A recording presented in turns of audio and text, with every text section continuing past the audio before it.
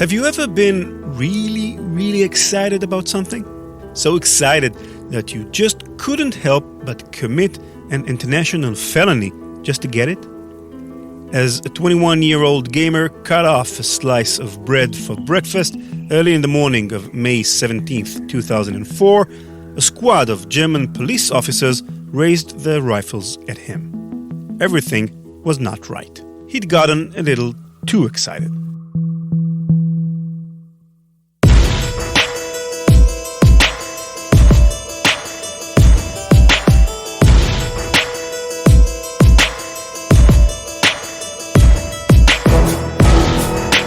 Hi, this is Malicious Life, and I'm Ran Levy. Welcome to Season 3 of our podcast.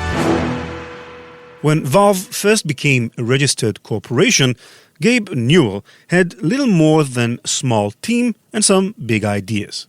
In first pitching their first video game to publishers, he and co-founder Mike Harrington were mostly turned away. From a design perspective, the proposed concept, a 3D first-person shooter horror game, seemed too ambitious to reasonably expect of an upstart group with no track record. In one instance, Newell mentioned in a meeting with the publisher that his team was planning to use a skeletal animation system, animating the game's characters by simulating bones and joints. Immediately, he was interrupted. Okay, meeting's over. This was where Valve was at, a rookie hitter on the plate calling his shot into the upper deck. Rudeness aside, that executive had reason to believe he was at worst the butt end of a joke, or at best, wasting his time.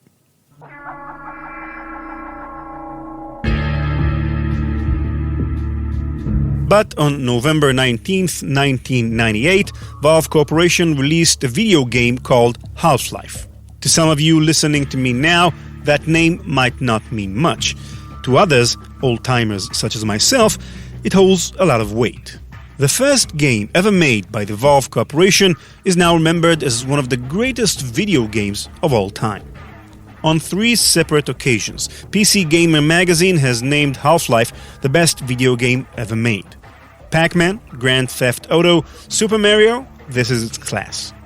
For its advances in graphics, gameplay mechanics, and narrative storytelling, it has to date sold around 10 million copies. Suffice to say, Half-Life was really good. For me, hearing the game's signature soundtrack still sends shivers down my spine. So you can imagine why, half a decade after the release of the first game, fans were a little antsy for the second. In May of 2003, Valve announced the follow-up game would see release the following September, but by that, no signs pointed to it being ready. A large coalition of gamers were waiting on any word, about development. I mention all this so you'll have a proper context for what that second game meant to those involved. For Gabe Newell and his team, Half-Life was something of the company's firstborn child. Valve wasn't all that large as a group, so there weren't so many other eggs in their basket. Every month of work on its sequel was costing the company $1 million. They'd been working on it for 5 years. Assuming all went to plan, the final product was going to be sold by the millions. I'm sure if you had millions and millions of dollars, your reputation, and 5 years' worth of hard work on the line, you too wouldn't be so happy about any threat to it.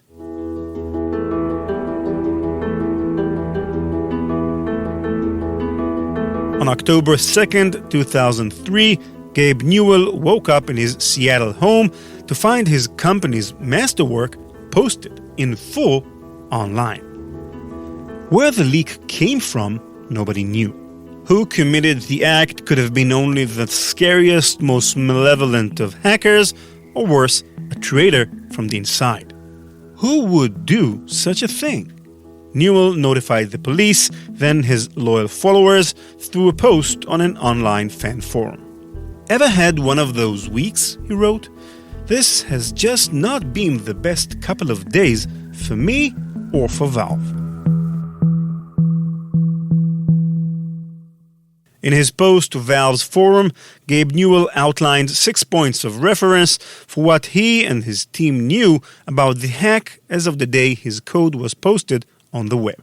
I quote, 1. Starting around September 11th of this year, someone other than me was accessing my email account. This has been determined by looking at traffic on our email server versus my travel schedule. 2.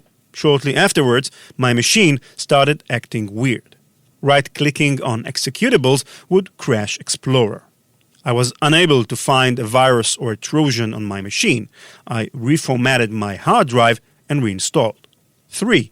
For the next week, there appears to have been suspicious activity on my webmail account. 4. Around 19th of September, someone made a copy of the Half-Life 2 source tree. 5. At some point, keystroke recorders got installed on several machines at Valve. Our speculation is that these were done via a buffer overflow in Outlook's preview pane. This recorder is apparently a customized version of Remote Anywhere created to infect Valve. At least it hasn't been seen anywhere else and isn't detected by normal virus scanning tools. 6. Periodically for the last year, we've been the subject of a variety of denial-of-service attacks targeted at our web servers and at Steam. We don't know if these are related or independent. He finished off, well, this sucks. Valve didn't immediately find the culprit. One community member responded to Gabe's post with the IP address of a suspect.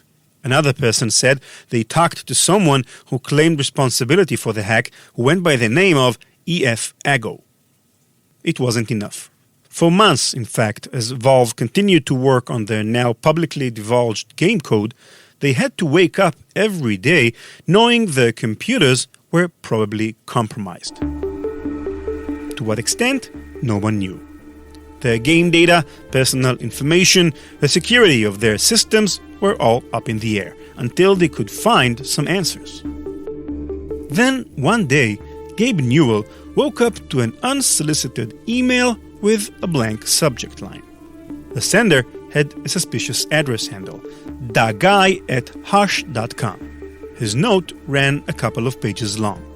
Quote, "Hello, Gabe. I'm very sorry about what happened to Half-Life 2. I want to explain a few things. I was in your network for about 6 months, watching your development process, which was very interesting. Yes, I am the hacker."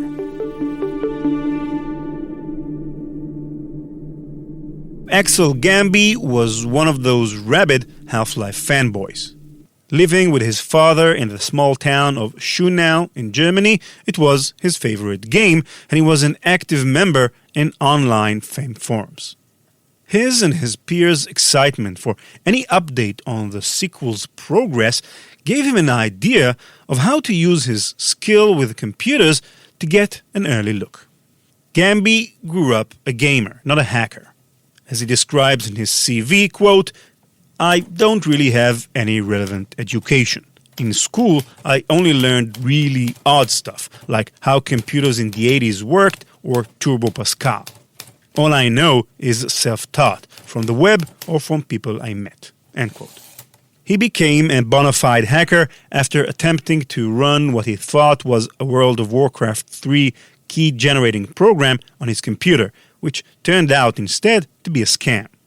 The program was an SD bot, a common worm in its time that infected host computers by taking advantage of known security vulnerabilities in Windows operating systems. Now, most of us, when faced with this situation, would immediately do all we could to read the bug and get our computer back to normal. Gamby didn't do that at all. Instead, he carefully looked over the malware, then reversed engineered its code and figured out how it worked. Gamby then leveraged this newfound knowledge, but not to hack into other people's computer, ruin their systems, or steal money. Really, he was just a lonely, socially awkward kid, and a lot of his life revolved around gaming. He designed his program to steal CD keys for the PC games he wanted to play and didn't have the money to buy. So Axel Gambi's sort of an enigma from the start. Honestly, on some level, I see some of myself in him.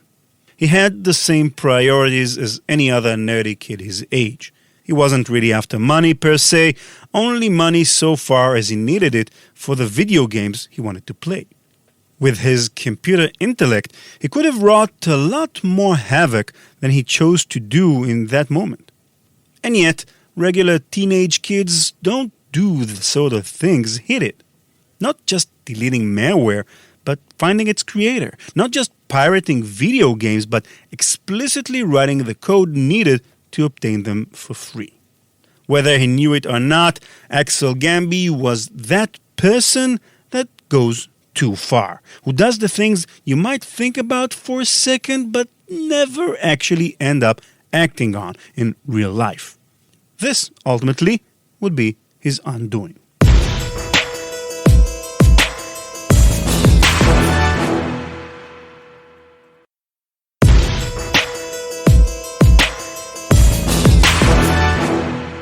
Gambi began with a feeling.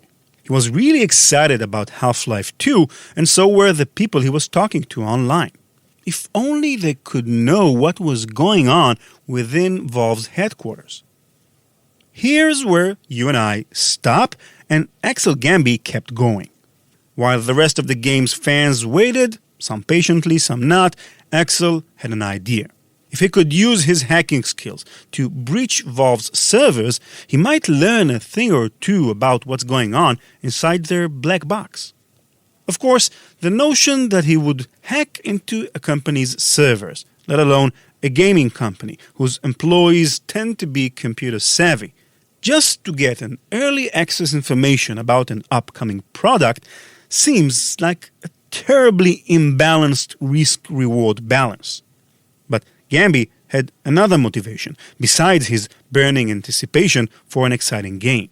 As someone who grew up without much and lived only with his father, Axel had come to form a bond with his fellow Half-Life fan forum contributors online. To be the guy who knows all the up-to-date inside information on Half-Life 2 would earn him big points within the community. So he came up with a plan. Here it is, in his own words, as described to Eurogamer magazine back in 2014.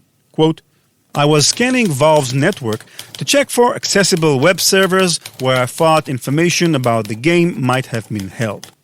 Valve's network was reasonably secured from the outside, but the weakness was that their name server allowed anonymous queries, which gave me quite a bit of information.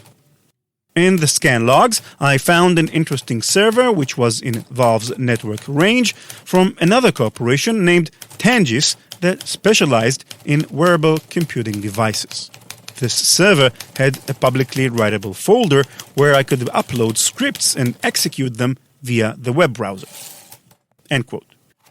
Gambi used the scripts to retrieve a dump of hash passwords from the system, cracked the hashes, and then, as he himself put it, well, basically, I had the keys to the kingdom. Axel now had his access, an unblocked tunnel into Valve's network. He parked himself on a proxy server to use as cover in case anyone were to notice a foreign presence, then began his search. Perhaps a little sooner than expected, Axel hit his target, gaining access to documents and notes on the game's development. Success achieved. Then again, this is Axel Gambi. After some time, he noticed nobody at Valve had yet detected his presence within the network. So, as is his tendency, he began to take things further. I quote him again. Getting the source code was easy, but the game didn't run on my computer. I made some code changes to get it to run in a basic form without shaders or anything, but it wasn't fun. Also, I only had the main development trunk of the game. They had so many development branches that I couldn't even begin to check them all out. End quote. What he's referring to here is, of course, his greatest discovery. For the game he was so waiting on in the years since he finished Half-Life 1, finally he was its code. Not necessarily the game in polished form, but all its skin, bones, and veins. This wasn't destined to be Gambi's moment of revelation, that he'd gone too far, that he was playing with fire and needed to exercise some restraint. To do so would have been totally out of character. Axel Gambi clicked download. He now had in his sole possession the most anticipated video game of the millennium. If you've been listening carefully, you may have noticed a key fact to Axel Gambi's story that I conveniently left out just now. He didn't just download the Half-Life 2 code for his own curiosity. He published it online. Frankly, it's hard to tell how this part of the story went down. In the time since, to authorities and the public, Gambi has consistently denied having been the one who leaked to the public. He states that members of a gamer group, MyGOT, eavesdropped on an IRC chat session he had with a friend, obtaining information that allowed them to access Gambi's channel into Valve, where they found and published the employee emails and game code on various internet channels. You can decide for yourself whether you think he's telling the truth or not. Before making that decision, though, I should warn you. When I first told you about Axel and his hack, I went a bit easy on him. Who really is Axel Gambi? Media reports on the matter generally include but are limited to the information about Axel I've given you already. Here we'd have you think he's an innocent teenager gamer with a hacking tick and a restless personality. Shenanigans, a kid who needs a girlfriend to take up some of his free time. And yet, the portrait Gabe Newell and others paint looks very different. A malicious agent specifically targeting him and his company and negatively manipulating most every corner of their operation, looking through personal emails, keystroke loggers, monitoring every inch of Valve's employees' work. It's all kind of creepy, or at least a little scary. So here you go, 2 portraits of a man. Keep these pictures in your head as we continue the story. It's about to get a lot stranger from here. Enter the FBI.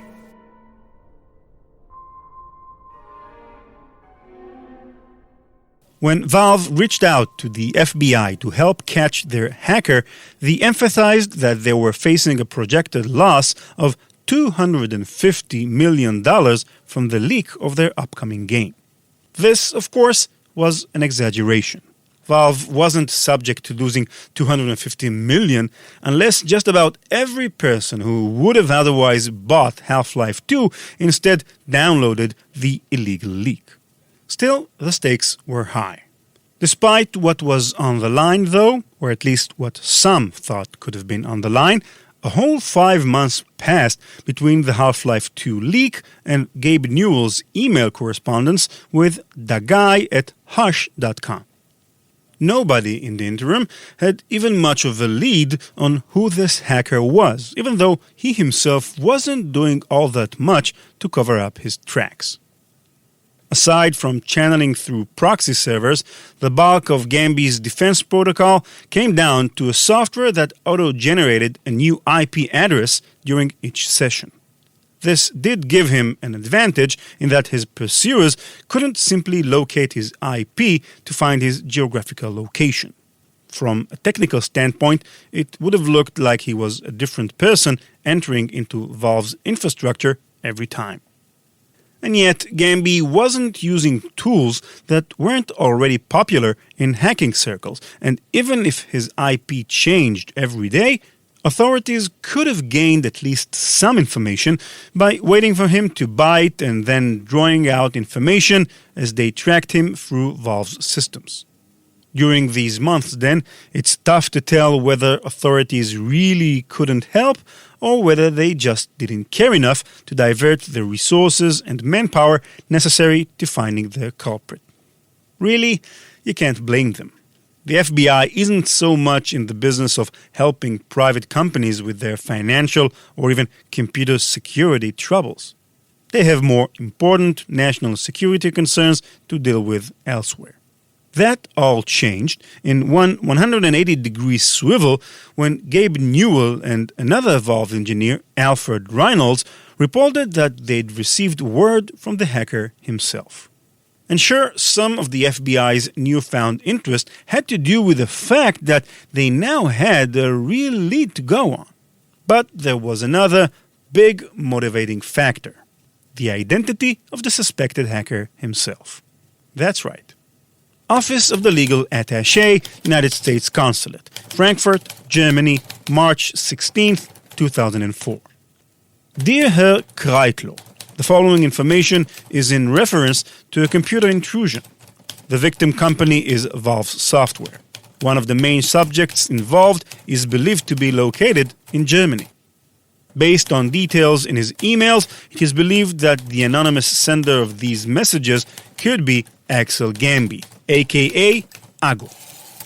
As you are aware, United States Secret Service case agent Kevin Sandlin also has an open and active case against Gambi for various denial-of-service attacks and the authoring of malicious code, namely the AgoBot, which is an IRC-controlled backdoor with network-spreading capabilities. There are variants of this initial worm as well that he may be responsible for writing and distributing. Do you recall Gabe's original description of the hack? In 5 bullet points, he laid out the various email spying, keystroke logging, and other computer misdoings his company had been dealing with. And then he added one more list item.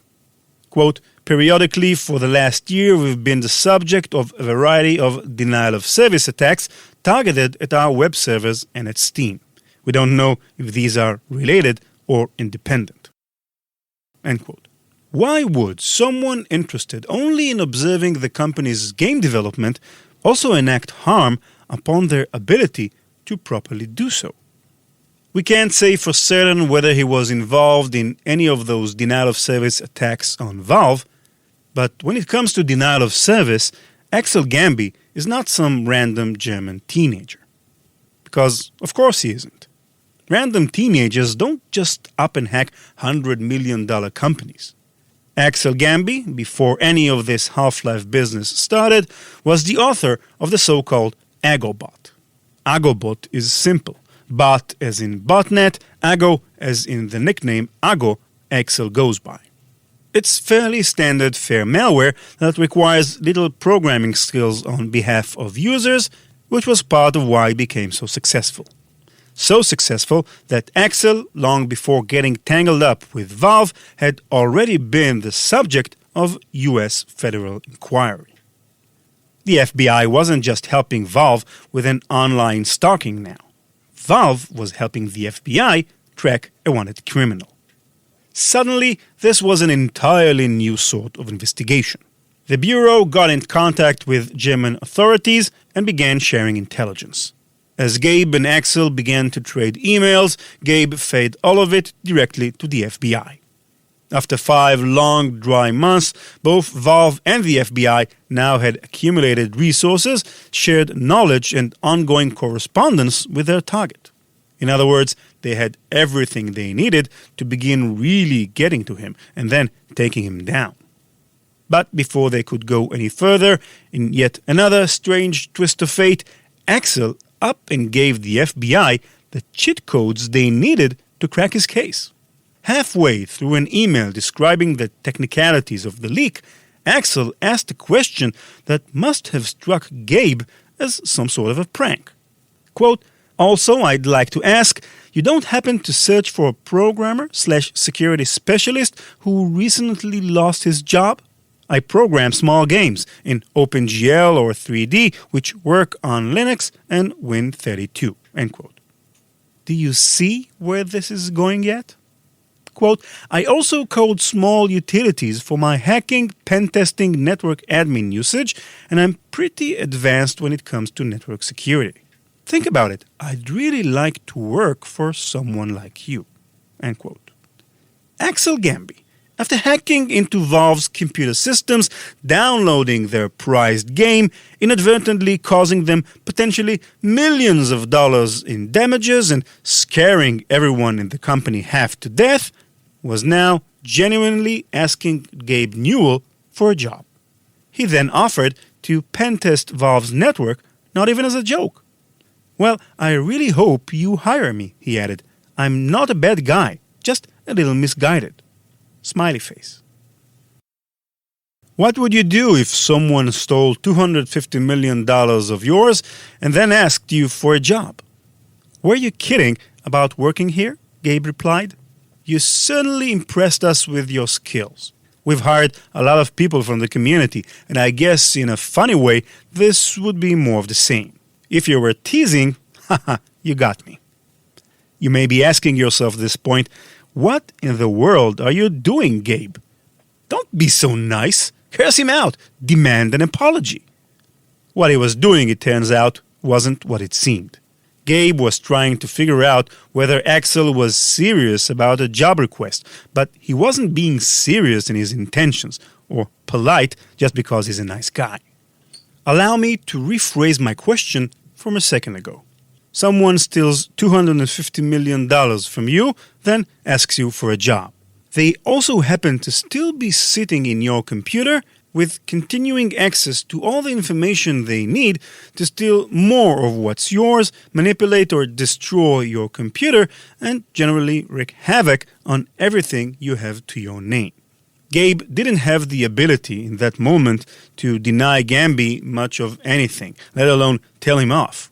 Honestly, reading the emails back and forth, he sounds like a little kid talking to his bully, being nice and avoiding any missteps, not because he doesn't hate the guy's guts, but because ticking him off could mean taking a beating himself. So as Gamby sent more emails about the hack and the leak, much of it unsolicited, just to show off his skill to a potential employer, Newell smiled and waved. As Gamby was receiving innocuous email replies back, though, something much deeper was being planned under the hood. A plan between Valve and the FBI to finally arrest him. The pieces were fitting together. But the FBI needed time to set up their plan and get information necessary to enact it. There was the issue of getting Gamby a visa for travel, for instance. They would also need the means to extract an on-the-record confession in order to make an arrest. Gamby, on the other hand, was not so lax about time. Aside from just being impatient, it turns out he had another motivation for speeding up his quote-unquote job interview process. So, in any case, when could I expect this to happen? I might have to go to the army else if I don't move out of the country, and having to go to the army sucks. Well, I probably can't shake hands in office with you tomorrow, but I'd like to get this done as soon as possible, if possible, because of my army issue. Whether conscription was truly his main concern or not, Gamby began pressing Newell harder. Quote, "In case you're too busy to answer my stuff, direct me to someone else," he wrote.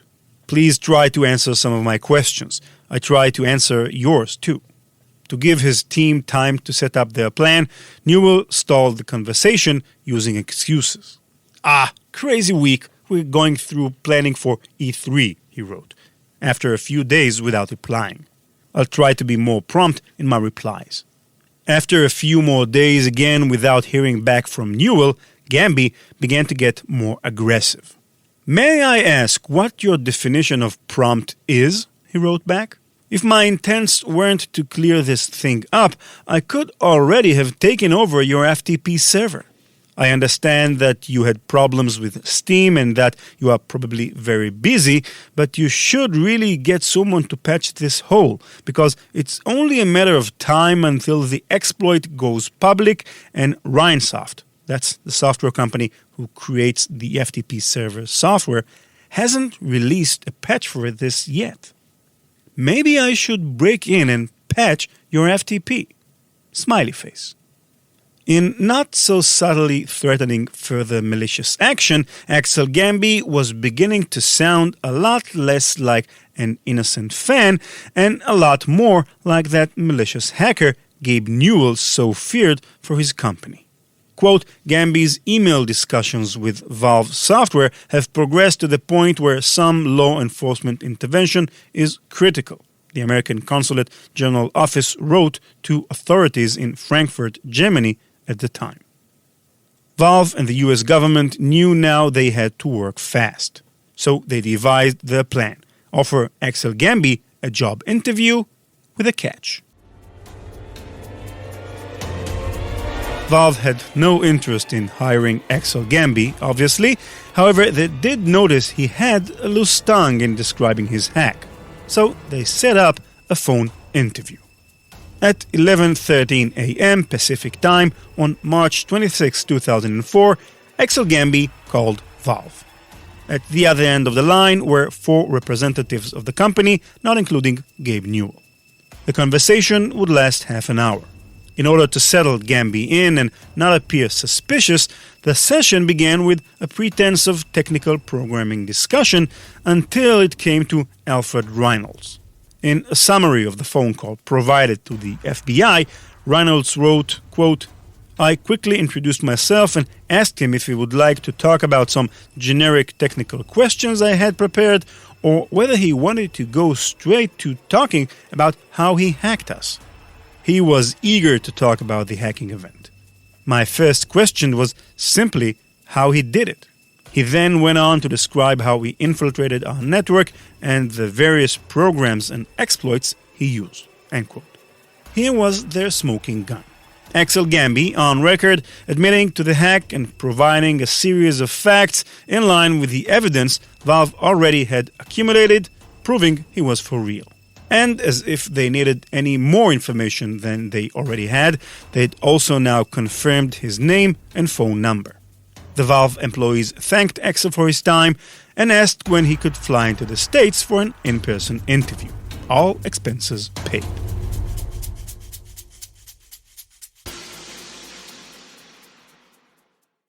When Axel Gamby woke up early that morning of May 17, 2004, he was surrounded by a squadron of police officers, rifles raised at his head, shouting at him to get out of bed. He probably didn't realize in the moment how lucky he was. Through the halls of his father's small-town German home, Axel got dressed and was carefully escorted downstairs. More than running away, they kept a close eye to make sure he didn't near his keyboard. The police waited patiently as he had a cigarette and a bite to eat before getting into their van headed for the station. It turned out that the FBI alerted German authorities to their plan to arrest Axel Gamby, at which point the Germans decided to beat them to the punch. This was great news for Axel, as their concern wasn't as much with an American video game company. At the police station, Axel was questioned for 3 hours. They began by asking him, though, not about Valve or even Agobot. Evidently, at the same time as the arrested Axel, German police raided the house of another prominent hacker, Sven Gustjan, the creator of a different malware called Sasser. Sasser was a particularly nagging worm that was spreading throughout the Western Hemisphere, with targets ranging from Delta Airlines and Goldman Sachs to the British Coast Guard. What German police didn't know, of course, that not only was Axel not involved with Sasser, he didn't even know Gustjan. It turns out their malware happened to exploit the same vulnerability in Windows, and the police mistook this fact to mean that they were working together. Being arrested for the wrong crime turned out to be great news for Axel. Once they admitted to their gaffe, the police turned to questioning him about the Valve hack, and everything went much more smoothly. As is his nature, Axel was very open to talking. He was kept in custody for 2 weeks, then released on the condition that he check in with the police 3 times per week, every week, until his trial. Suffice to say, in comparison with how he would have been handled by US authorities, Axel got released back home with barely a scratch. In an interview with Eurogamer in 2014, Axel Gambi finally got the chance to speak publicly about the Valve incident and reflect on his past doings. Quote, "I was naive and did things that I should never have done," he told reporter Simon Parkin. "There were so many better uses of my time. I regret having caused Valve software trouble and financial loss. Basically, I regret all the illegal things I did at that time. And I regret not doing anything worthwhile with my life before I got busted." End quote. He also had a message for Gabe Newell, his hero and somewhat nemesis. Quote, "I would say this. I am so very sorry for what I did to you. I never intended to cause you harm. If I could undo it, I would. It still makes me sad thinking about it. I would have loved to just stay and watch you do your thing, but in the end, I screwed it up. You are my favorite developer, and I will always buy your games." End quote. Nobody from Valve was present at Axel Gambi's 7-hour-long trial. During the hearing, he admitted to the hack, and no evidence presented connected him to its leaking onto the internet. The judge presiding over his case granted Axel leniency. 2 years probation, no jail time. As reason for his decision, the judge considered Axel's compliance with authorities, his difficult childhood, and his efforts to become a better citizen. In the time leading up to his trial, Axel finished an apprenticeship and earned a job in information security. As for Valve, today Gabe Newell is revered as one of the greatest game developers of all times. His company is considered an industry leader in innovative, artful game design and has published titles like Counter-Strike, Left 4 Dead, and Portal that have all gone on to wide mainstream success. Half-Life 2 apparently took no financial hit from its leak, outperforming its predecessor and selling over 12 million copies worldwide. It was named Best Game of the Decade by IGN, Spike, and The Guardian, and is considered one of the most successful video games ever made.